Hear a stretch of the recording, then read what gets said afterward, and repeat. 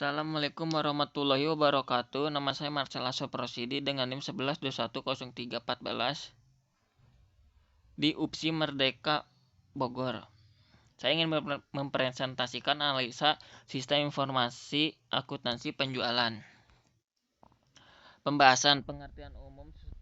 Yang satu, pengertian umum. Yang kedua, struktur organisasi. Yang ketiga, sejarah toko.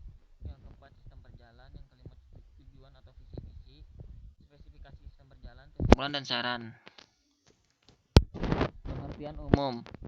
Dengan berkembangnya teknologi informasi, tentunya sangat memicu semua orang untuk memanfaatkan semua kemudahan yang diberikan teknologi dalam menunjang aktivitas maupun kinerja dalam bidang apapun, di mana pengguna komputer menjadi salah satu utama bagi perusahaan-perusahaan dalam memanfaatkan teknologi informasi ini. Tetapi tidak sedikit pula perusahaan yang berskala kecil sampai perusahaan yang berskala besar mempunyai sistem informasi dan belum merasakan manfaat dari sistem informasi. Salah contohnya adalah Dream Baju.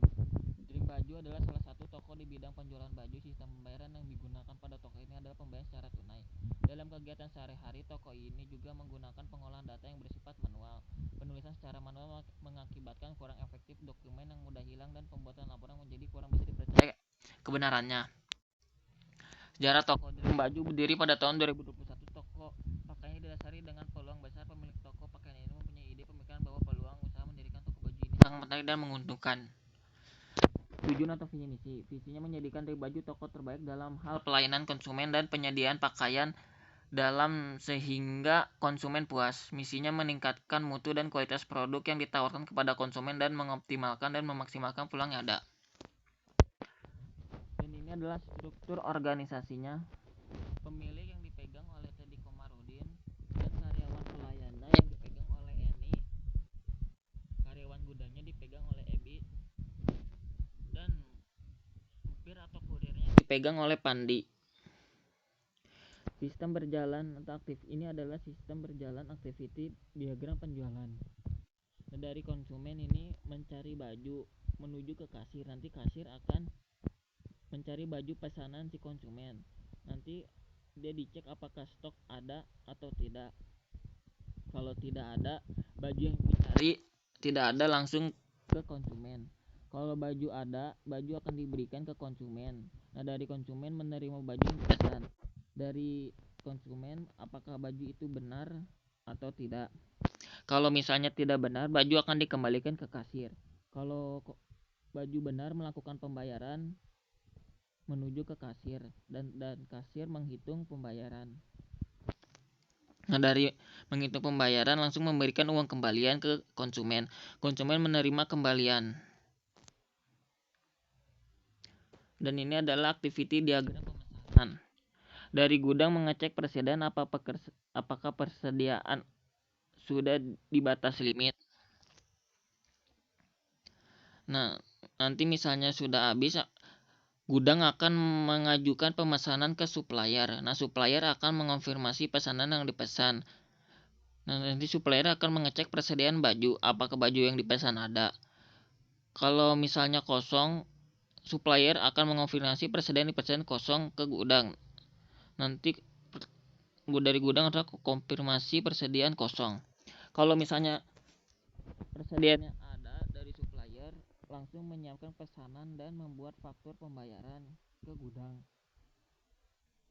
Nanti dari gudang buku dan faktur pembayaran diterima. Setelah diterima, melakukan pembayaran ke supplier. Supplier menghitung pembayaran. Apakah ada uang kembalinya? Kalau ada, memberikan uang ke gudang, menerima uang kembali. Ini adalah spesifikasi sistem berjalan. Spesifikasi dokumen masukan. Nama dokumen invoice pemesanan, fungsinya permintaan pembelian, sumbernya supplier, tujuannya gudang, medianya cetakannya komputer. Jumlahnya 2, frekuensinya setiap terjadi permintaan pembelian barang, bentuknya lampiran A1. Ini dokumen keluaran. Nama dokumennya invoice penjualan, fungsinya bukti penjualan baju, sumbernya kasir, tujuannya customer, medianya cetakan komputer, jumlahnya 2, frekuensinya setiap penjualan baju, bentuknya lampiran B1. Kesimpulannya, berdasarkan hasil perancangan dan pembangunan sistem tentang perancangan sistem informasi penjualan dan pembelian bahan baku pakaian pada Dream Baju yang telah penulisan lakukan, maka penulis mencoba untuk mengambil beberapa kesimpulan, yakni dengan dibangunnya sistem informasi penjualan dan pembelian bahan baku pakaian pada Dream Baju yang sudah terkomputerisasi ini, maka akan memudahkan untuk proses penjualan dan pembelian.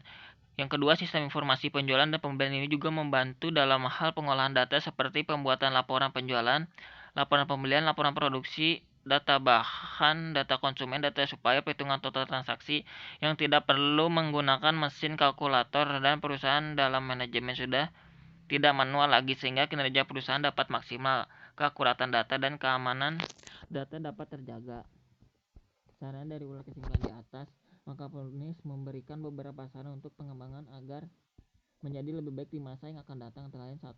Menggunakan software yang diusulkan, maka perlu adanya pelatihan bagi divisi yang akan bertugas sebagai penginput transaksi untuk penyusunan laporan keuangan secara terkomputerisasi. Yang kedua, perlu melakukan backup secara berkala terhadap data-data yang ada untuk menghindari kehilangan data. Sekian dari saya. Wassalamualaikum warahmatullahi wabarakatuh.